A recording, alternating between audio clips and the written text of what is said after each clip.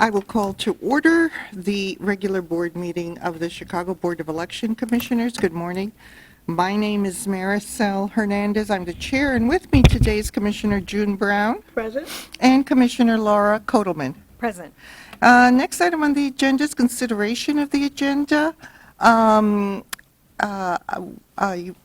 We recommend that we skip over the approval of any meeting minutes for this meeting. Is that okay? Yes. Yes. Okay, great. So next is the Executive Director's Report. Mrs. Spera? Good morning, Madam Chair, Commissioner Brown, Commissioner Kotelman. The State Board of Elections is hosting an in-person pre-election meeting this afternoon in this room. I will be participating along with the Assistant Executive Director and the Board's General Counsel. As of yesterday, the total assigned election judges is 7,085, and 1,602 of that number are high school students. The total assigned election coordinators is 1,126. Recruitment of the standby and election coordinators continues through this Friday. The election judge pickup starts this Friday, March 13th at the lower level, and Saturday, March 14th at all 50 early voting sites. The election coordinator packet pickup is this Wednesday and Thursday in the lower level. Early voting at Chicago State University, Northeastern Illinois University, and the University of Illinois will start on Wednesday, March 11, and continue through Friday, March 13. The deadline to apply for vote by mail is this Thursday, March 12 at 5 p.m. As of yesterday, the total number of vote by mail applications is 174,138. These totals include 595 military overseas and 3,442 nursing home voters. Nursing home voting will start this Friday, March 13th, and continue through Monday, March 16th. The total number of returned ballots is 50,773. The total number of ballots returned through the drop box as of yesterday was 14,273. The total number of early voting ballots cast is 36,345. The preparation of the vote-by-mail ballot started Monday, March 2nd, and continues for the next 2 weeks after the election. It is in the lower level. At the warehouse, logic and accuracy testing was completed yesterday, March 9th. The final checkoff of the remainder ESCs will be completed by this Wednesday and released for delivery. Finally, I will be attending the Election Central Pre-meeting this Sunday, March 15th, and that concludes my report. Okay. Thank you. Any questions? No? Okay. Thank you, Mrs. Spera. There was you mentioned 3 universities, but the University of Chicago is also, right? According to my early voting... Because I got a email from the University of Chicago Institute of Politics that voting was, yeah. Also included? Yeah. That's Is that right. Our correct? 3 universities are Chicago State University, Northeastern Illinois University, and University of Chicago at the Reynolds Club. You're right.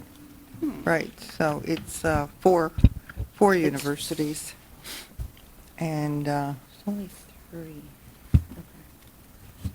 The difference might be the public Yeah. university voting, which is a statutory But we have requirement. but aside from the public As compared to universities, what University Okay. of Chicago it- just being one of our voting sites. what is there another one aside from? So based on our early voting, Yeah, those are the 3 universities that are open Wednesday through Friday for the temporary hours. We do have additional early voting sites that are universities, including NEIU Centro and UIC. And so those are part of our ward early voting sites. Okay. That are open through Election Day. Okay. But these ones that are just open for a few days, this is from a specific section of the election code that calls for public university voting for the weekend before the election. Okay. Some days before the election. Okay. Thank you. Now we'll hear from our Assistant Executive Director, Mary Beth Caruso. Good morning, everybody. Good morning. So I am preparing for Election Central. Staffing is almost completed. Phones are being worked on. We're testing them on Friday to make sure they're operational. And then I'm also working on the agenda for the pre-briefing, which is being held on Sunday, March 15th at 9 a.m., and I will send you an invite. Okay. So that's it. Thank you. Okay, thank you. Mr. Bever, our Public Information Director. Commissioners, following up on a few different items, the board did hold its public test of voting machines yesterday at 10 a.m. That was open to the public. Everything went very smoothly. All legal notices for the election, including the legal notices for specimen ballot, election judge vacancies, and full polling place lists have been posted and will be running in the Tribune and the Sun-Times. The last legal notice is the specimen ballot that will be running on Thursday in both papers. The focus this week in communications is related to voting by mail, as well as our language access resources. Today is March 10th. This is the recommended date that USPS has given, 7 days out before the election, to get your ballot back in the mail if you're returning it just through a blue mailbox. Otherwise, this is where we are urging voters to either take it to one of our secure drop boxes after today, bring it into their U.S. Postal Office, or bring it directly back to the board at 69 West Washington. So emails to all vote-by-mail voters who had not yet returned their ballot back to the board started going out yesterday. We will have another reminder at the end of this week. We will continue to push through email communications, through social media. We have a press reminder. Thankfully, there are many other different organizations, campaigns, candidates, nonprofits and groups out there that I see in the media that are also sharing this message. Thankfully, it is getting out far and wide discussing today. We also have our message that was translated into Spanish, Chinese, Hindi, Polish, Korean, and Tagalog. It's available on our website as well as our social media. It has been being shared by different organizations.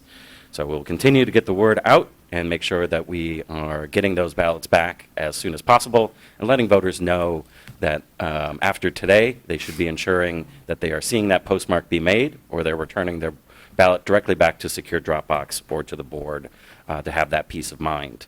As the executive director said, thankfully we've already gotten 50,000 ballots back. So it's been a good rate of return for our vote-by-mail ballots, especially for a primary. We expect those numbers to keep going up. For language access resources, we do have a press conference scheduled for this Thursday at 9:30 a.m. at the Supersite with our Language Community Service representative team. We'll be making remarks in English, but then in Spanish, Chinese, Hindi, Polish, and Korean.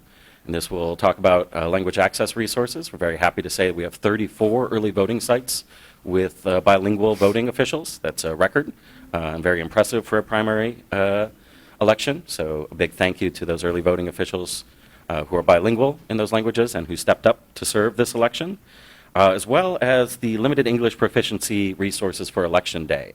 So talking about our assigned precincts and bilingual election judges assigned to those locations. Also, as the executive director said, we are very healthy on election judges, and thankfully many of our bilingual judges are also high school students. So yet again, heading into this election, we have nearly 1/4 of our whole poll worker force will be represented by high school students and college students and young voters, which is very exciting. We've had a lot of good media activity lately, so thank you again to the chairwoman. The press conference on Monday, last Monday, kicking off the 50 ward early voting, was done in conjunction with the Cook County clerk, who also announced the expansion of early voting sites in suburban Cook County. Thankfully, that got a lot of attention, and we are seeing people take advantage of our 50 ward early voting sites and early voting pickup. Different nonprofits, including WICPA Challenge and Chicago Votes, have been bringing students to the polls, including to the Super Site and several other early voting sites. And that will continue throughout this week. All of them first-time voters, including our 17-year-old voters. And a big thank you to the Supersite staff, to Clint Hurd, to John Powell, to Mario Garcia, and many other staff members for helping accommodate all of these students. It was a very busy week last week at the Supersite. It looks like the head count for both Thursday and Friday of last week was nearly 900 students from the Noble system, as well as many other different schools. Those student polls, both in public and private schools, continue through this week, and we are expecting to continue to see students all the way through Election Day. And then finally, on top of other materials and reminders, they'll be released through the media and social media.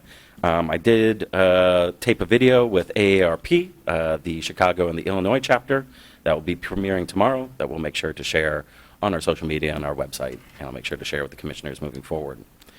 Last bits of communication is we are seeing a lot of website activity, especially towards early voting and voting by mail. So I think that that's a sign of people finding the information where it's at, as well as our emails and other communications to voters being successful, that they are driving them to their website for more information, to check on their voting information, as well as their vote by mail ballot status. Thank you. Quick follow-up on something I asked about earlier. The organizations and contacts that you all are working with, if someone could forward that to me. I think you and Ms. Lewicki were working on that for me. For schools or for? In general. In general? Oh, certainly, Yeah, yes. the organizations and the contacts.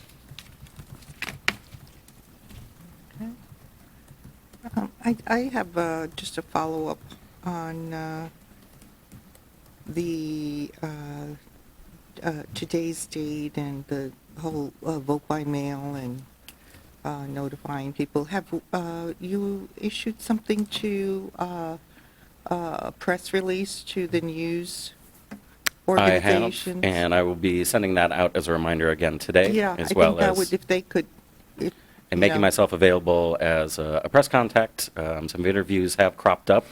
I do have my regular segment at CAN TV later today for Chicago Newsroom 2.0, and so this will be a main point of conversation throughout this entire week. Also a main topic for our language access resource press conference on Thursday, an opportunity to remind people that we are past the recommended date, Right. and that if you still have your vote by mail ballot, that you should be returning it. Again, one last round of emails that will be starting to send out through Friday into the weekend, letting people know, okay, now it's time to go to a secure Dropbox location. Also, you can have somebody else return your ballot as long as you properly fill out your ballot return envelope, and all the other additional ways that they can return their ballot and have that peace of mind that they are getting that postmark or getting that back in the board's hands. Do we have numbers as to Dropboxes, for the Dropboxes, just out of curiosity? I'd be curious, Yeah, I heard. yeah? Okay, maybe I missed it. So the number for the Dropbox? Yeah, I'm just wondering compared to, compared? Your microphone though too, but I have that handy, Executive Director, if you'd like me to share that. yes. It looks like as of last night, we've had over 14,273 of our vote by mail ballots out of that 50,000 number returned via secure Dropbox. okay. Given that we saw 48% of our vote by mail ballots returned via secure Dropbox for the November 2024 election, I think we can expect that those numbers will continue to pick up, especially through this week, and we get past this March 10th warning that's coming from USPS. Okay. Question regarding when you guys mentioned the University of Chicago, the USHI Votes group, are they working with us as well? They Yeah, I are. know They are actually came. manning the early voting site, so they are staffing it. They have gotten the word out on site. It is a very popular location, not just for students, but also all of these early voting sites at universities are open to the public. We do know that many people within the Hyde Park community do take advantage of this early voting site over at the Reynolds Club. So we are expecting through Wednesday the 11th through Friday the 13th to see good numbers there. Great, thank you. And that's March, tomorrow, Wednesday? Tomorrow through Friday the 13th. You know, it just dawned on me, if you could contact the Hyde Park Herald and see if they could post something on the availability of that site for those days. Certainly, I think that is something that usually happens through USHI Votes. We're also very media savvy, but I'll double check and Yeah. happy to check in with their student leader Yeah. just on getting the word out about that site. Yeah, okay, thank you. Anything else? No? No? Okay. Thank you, Mr. Bever. Now we'll go to old business, infrastructure projects. I think we've tackled all of this, electronic poll books and voting equipment. Anything additional? Nope. Okay, legislation, Mr. Lasker. Thank you, Madam Chair. last meeting, we did discuss Senate Bill 3170, the Illinois Voting Rights Act of 2026. So I'd like to report to you that I have since had a meeting with the primary sponsors, the authors of the bill, to discuss our list of concerns. I've got a list to give you, to show you the topics that we did discuss. That's, the organizations are the Chicago Lawyers Committee for Civil Rights and Change Illinois. So they are the ones that actually have drafted the bill. And the meeting, I think, went quite well, where they heard our concerns, not about the underlying topics, which, remember, the first half of the bill is sort of about redistricting. The second half of the bill is, language access. But just some of the technicalities of how the bill is written, some incongruencies during it. And I think that they're going to be revising the bill and making, there was confusion, for example, what's an election authority is defined in part of the Right. bill as compared to a political subdivision, and the terms are sort of used interchangeably. So I think they'll bring some clarity to that. They were very grateful for the input. They have not yet done any sort of financial study, nor have they done any study as to what languages this would trigger in various jurisdictions around the state. I told them I thought it'd be great if they could provide that so that we would know, have a better idea of what kind of languages we're talking for the city of Chicago, and I'm sure that would help other election authorities throughout the state. So it's still, they're still seeing it as an unfunded mandate, They, what they're putting forth? correct, they have Okay. not written any funding sources into the bill, nor have they really discussed it with anyone. So that's obviously, that was sort of the primary concern we raised. We're happy to take on these new endeavors if we need to, but our funding, of course, is difficult these days. And one of the I think the questions I had was, how do they figure out what additional languages, aside from the ones we have? And that's what I'm talking about, where there is some language in the bill. There's two categories, and there's calculations based Yeah. on census data for Tier 1 and Tier 2, they call it. Right. But then there's a whole third category, which is rather broad and ambiguous, and that's something I raised as well, is they might need to shore that language up a little bit. That's where the State Board of Elections would use other methods and other pieces of evidence to make a determination that a language that's not otherwise qualified under Tier 1 or Tier 2 could additionally be required. Uh-huh. So I can't answer your question yet as to how that would Yeah. happen, because there's still some ambiguity in the current Okay. draft. So, any other questions on that, Bill? I also would like to request a position from the board on House Bill 2770. As this board well knows, we have been moving towards and advocating for a vote center model of elections, following what was originally referred to as the Denver method, which has become the Colorado method and is spreading throughout the country.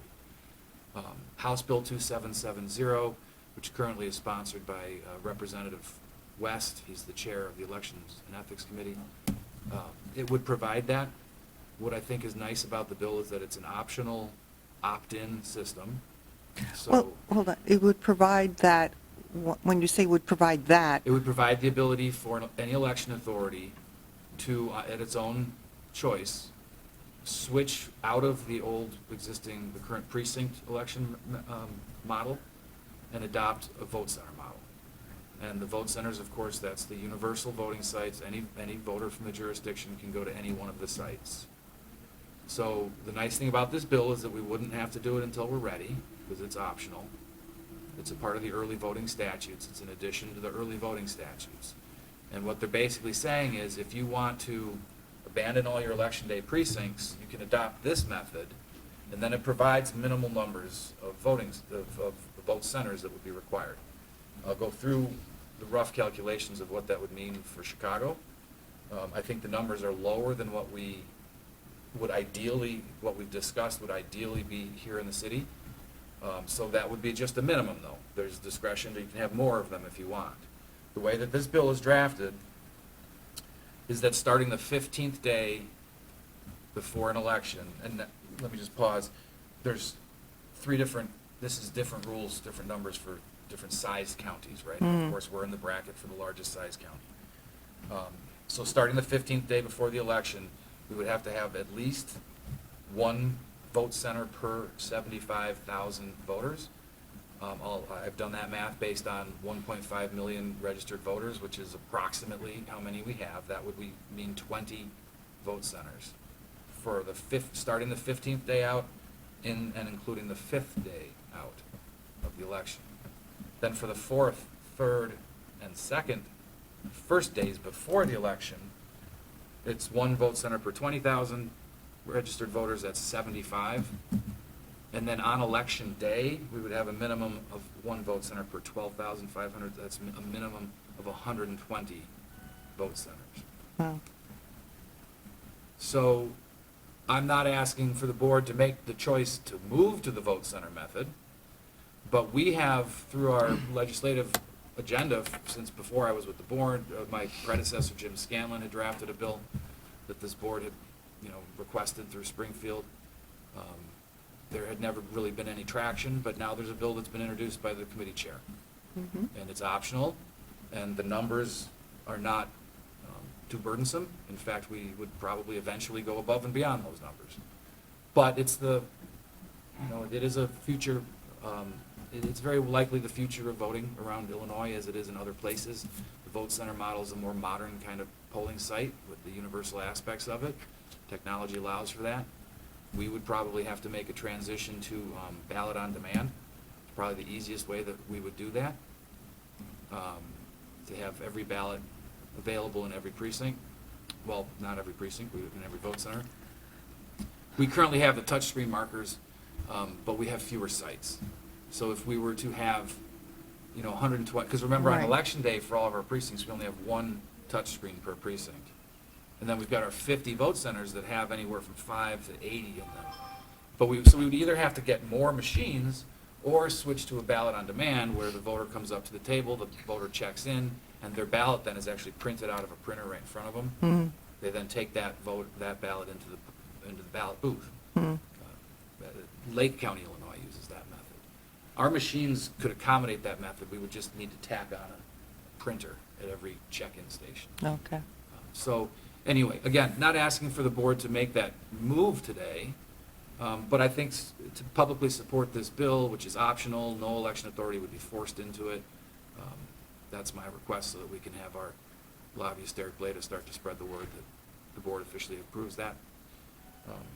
Mhm. I have a question. Yeah.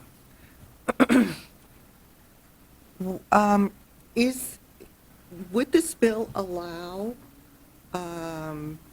the slow conversion of, from polling places to vote centers? So let's say in the beginning, instead of doing all of, these and getting rid of polling places, can we have the vote centers plus 50% of the polling places? Can we have some mix like that? Would this bill allow for that? The way it's currently drafted, the answer is basically no, Right. because the precincts are there until you make the switch.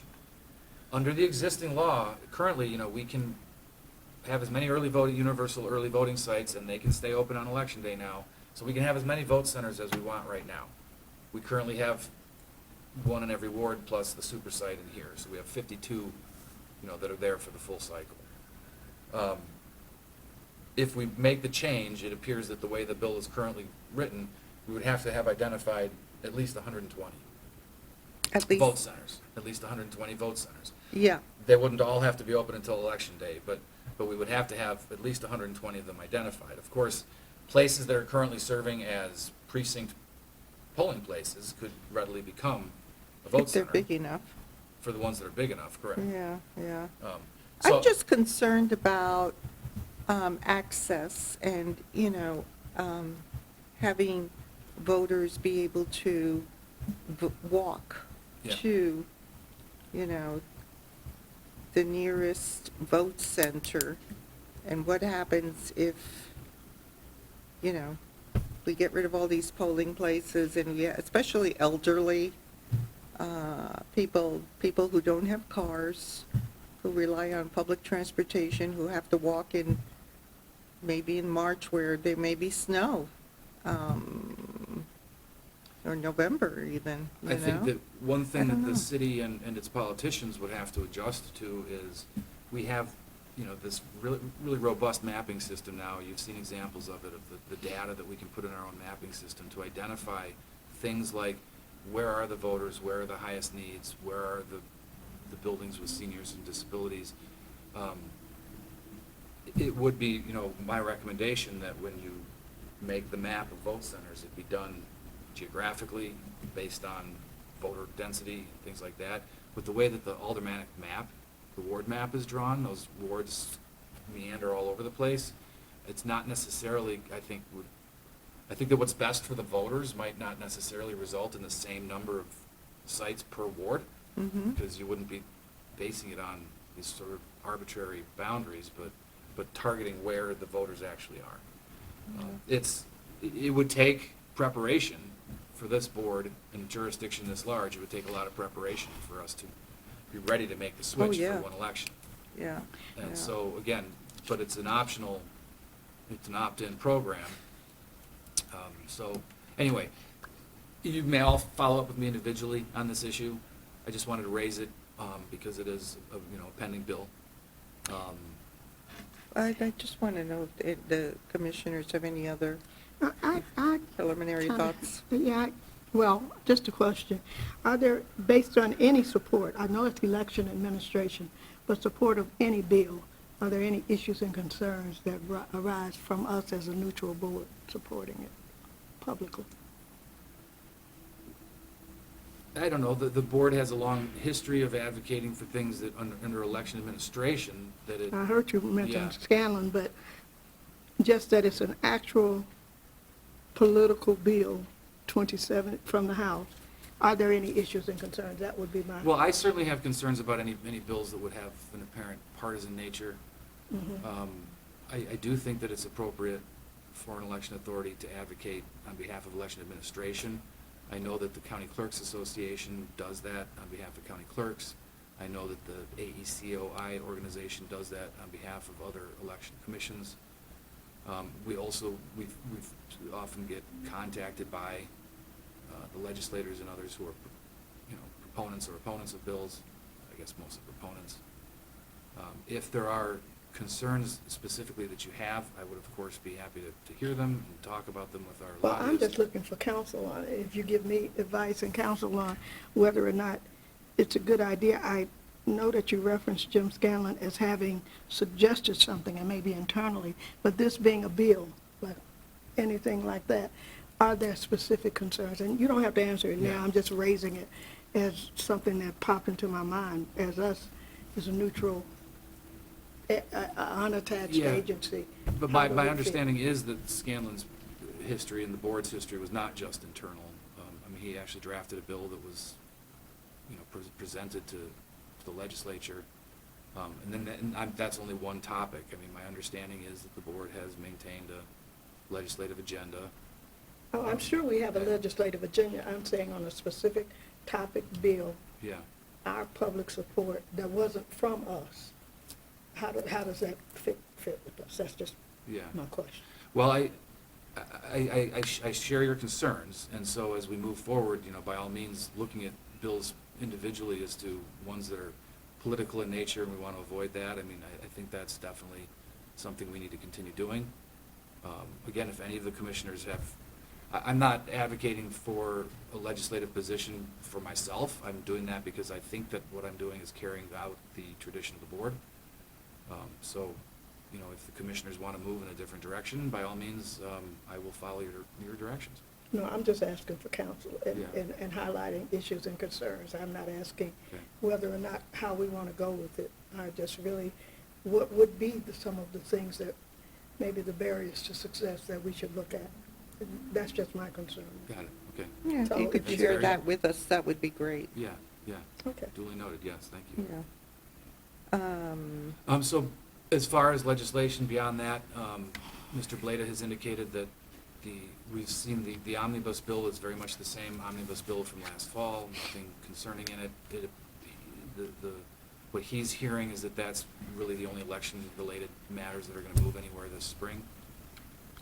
So there's no vote on the omnibus bill yet, but we're keeping our eyes on it. The youth bill, the youth voting bill, is that not coming up this spring? I don't It's- remember seeing that. It's- Dubla, Clay, and maybe Peters, I think, are shepherding that one. It's one of the bills that's introduced in the current session, but it hasn't had any traction, and so I think that it qualifies as one of those that's probably not going to get acted on this time because it's not in the omnibus bill. Okay.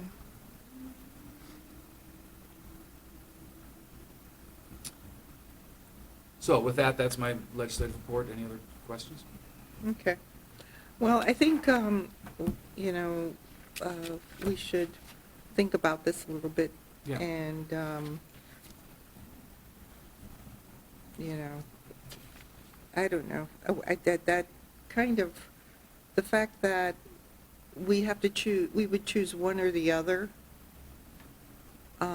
it just makes me feel uneasy Yeah. about it. I kind of would prefer if we would be given the option of doing a combination of both. Here's what I would say, is that under the way that the bill is drafted, again, the 120 on Election Day, 120 sites on Election Day is a minimum. So I think that Lake County is an example of an election authority that's currently in that transition mode you're talking about. And the reason that I say that is, they have vote centers, they have their early voting sites, universal with many voting machines and accommodate a lot of people, that are open on Election Day. They still have their precincts, because as of today, everybody still has to have their precincts. But they've gone to the universal precinct model. So any voter can go to any precinct, because they have the ballot on demand up there. Mm-hmm. So that's kind of the transition you're talking about. Yeah, Is that they have their vote centers. Yeah. Then they've taken their existing precincts and made them universal. yeah, exactly. Basically turned every precinct into a smaller. A universal vote center, center. Right? So Um, the statute doesn't like come out and say you can do this transition model, but that would just be, we have the discretion to have more than 120 sites. Yeah, that's true, that's So true. realistically, we could accomplish it, even though it's not like set forth expressly, but it's clearly not a violation of the language of the current bill. Okay, okay, that helps me. And Okay. again, the change to make a precinct universal for us, really the change is having a ballot printer, just an extra printer. Right, right. And I, by the way, have spoken at great length with our executive director to also know that, you know, she's interested in ballot on demand, universal kind of system. Mhm. So I did meet with the Lake County clerk. I did have a brief meeting with, Oh, good. with the clerk, and they have about more than 400 precincts, polling places. He did mention they have approximately about 90 vote centers on Election Day. Mm. So they do have the polling places along with the 90 vote centers. So he did That might mention include the that. precincts. It might, yeah, I I think believe the so. 90 number means they've taken their 40 precincts. From the 400, out of the 490 of those 400, precincts sorry. are 90 vote centers. Our vote centers, Mhm. okay, and they've kept the rest as precincts, okay. But they're all universal precincts. so Yeah, kind of yeah. Splitting hairs on the. Yeah. So yeah, ballot on demand would definitely be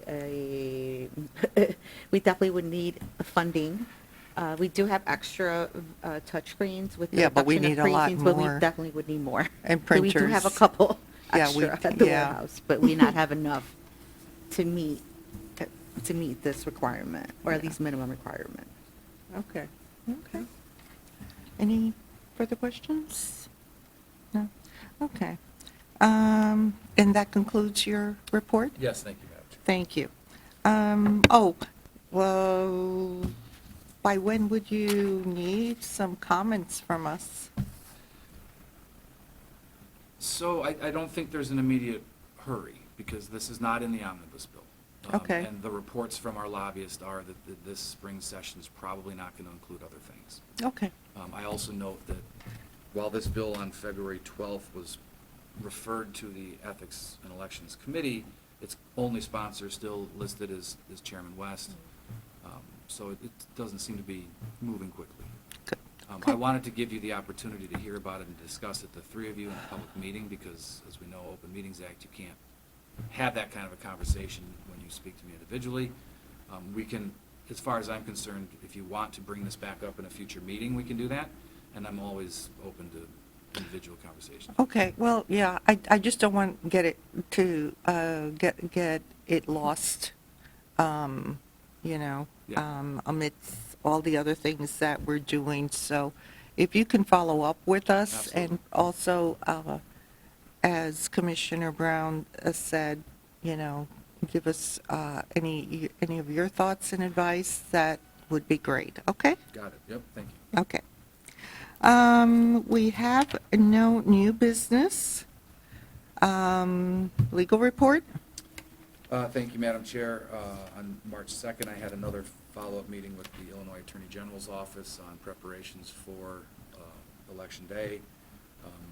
And so I again just applaud that office for having a good staff of attorneys who are monitoring elections and making sure everything goes well. This is just contingency planning. We don't actually work with them under normal administration, but if there's an issue, a problem, we have a good communication network set up now.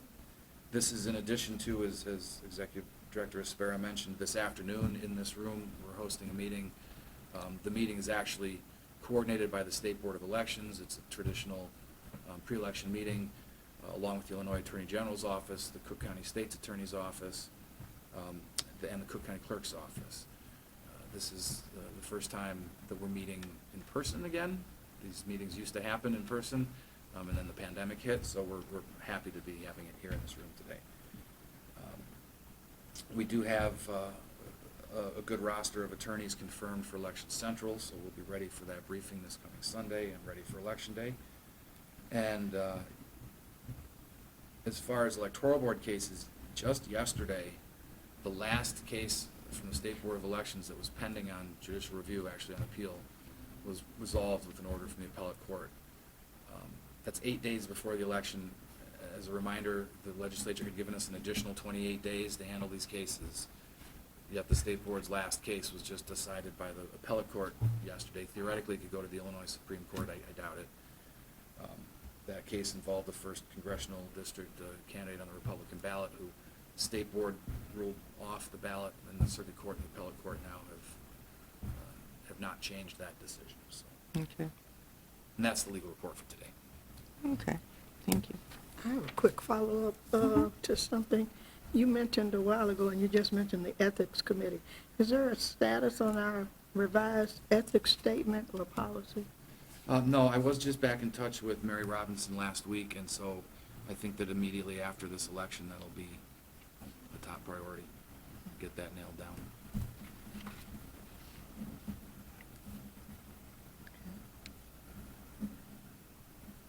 Thank you. Mhm. Okay. We have no financial reports. Do we have any public comment? Okay, no public comment. Is there a need for executive session? Not today, Madam Chair. Not today. Okay, so I will entertain a motion for adjournment. So moved by Commissioner Brown. Seconded by Commissioner Kotelman. Properly moved and seconded. All those in favor, please state aye. Commissioner Brown votes aye. Commissioner Kotelman votes aye. Motion passes, and we are adjourned. Thank you. Thank you.